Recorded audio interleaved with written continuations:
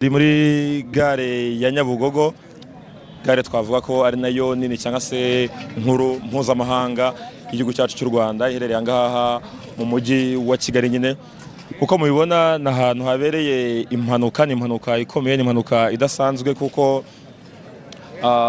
ibyabereye muri iyo mpanuka nyine ni bidasanzwe. You see intuza izi nzu zangiritse, hapfuye abantu ndetse n'abandi bagiye batandukanye bakomeretse. Ni imodoka yagonze iyi nyubako isanzwe ikoreramo kampani yitwa Zebra Express. Ni imodoka ndebye neza amafoto yayo ya Volcano, ifite plaque RAI 293M. Ego mu mabara y'icyatsi niyo yakoze iyi accident.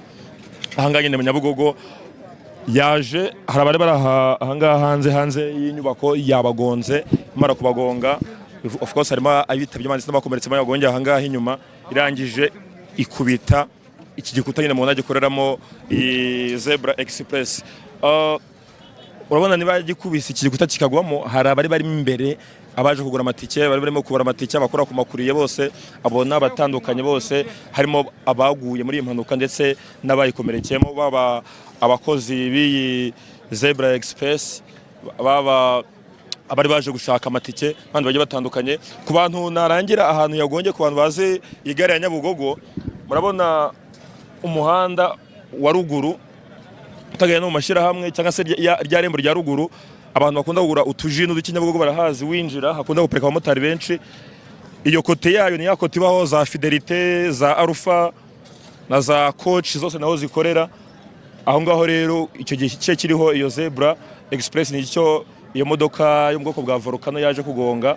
Nange mukamuri kubona imirimo y'ahangaha iri kugenda ikorwa, hari abantu bari bitabye Imana bari bahanga ndetse n'abakomerekeye. Aba bose muri kubana n'abantu bitanye cyangwa se bari kwitanga kugira ngo barebe ibyangira cyangwa bimwe mu byabaye ahangaha, cyangwa se n'ari umuntu waba ukirimo baze kubasha kuba bamutabara cyangwa se kumukorera ubutabazi bw'ibanze.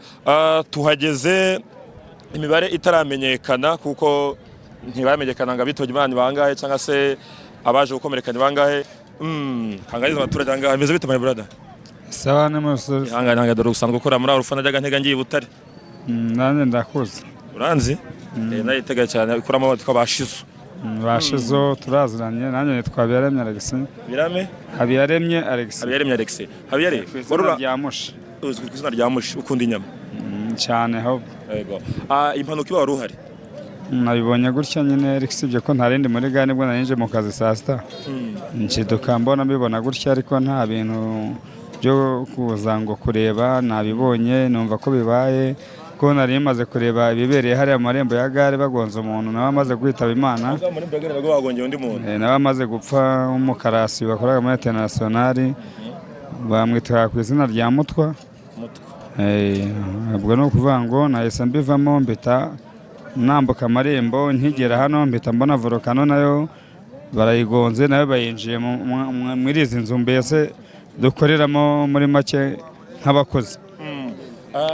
Abantu mukora akazi akenshi bamufite amakuru, nta wamenye nta uratera akajisho cyangwa se uratera icyumvirizo umva icyateye impanuka.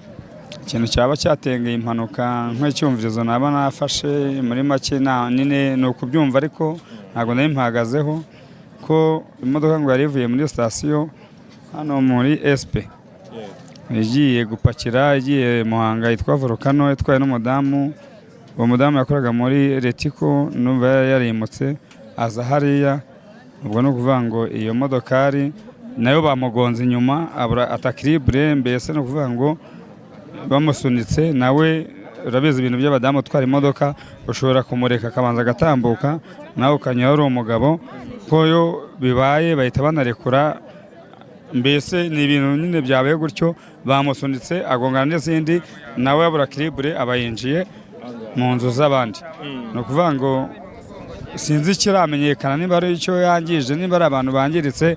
Icyo mbona ni inzu, ariko n'abantu kuba bagize ibibazo bahungabanye, ariko turashima Imana tube ko abantu bacu nyine babe bagihumeka umwuka bazima. Iyo modoka yitwa Volcano yakoze iyo mpanuka, nta kindi narenzaho mu bufasha nakora ni polisi nyine ishobora kuba yamenya umubare w'ibintu byangiritse n'abantu batabaye n'abana ko bagitabara n'ubuvugizi burahari ni ukuvuga ngo barabara ibyangiritse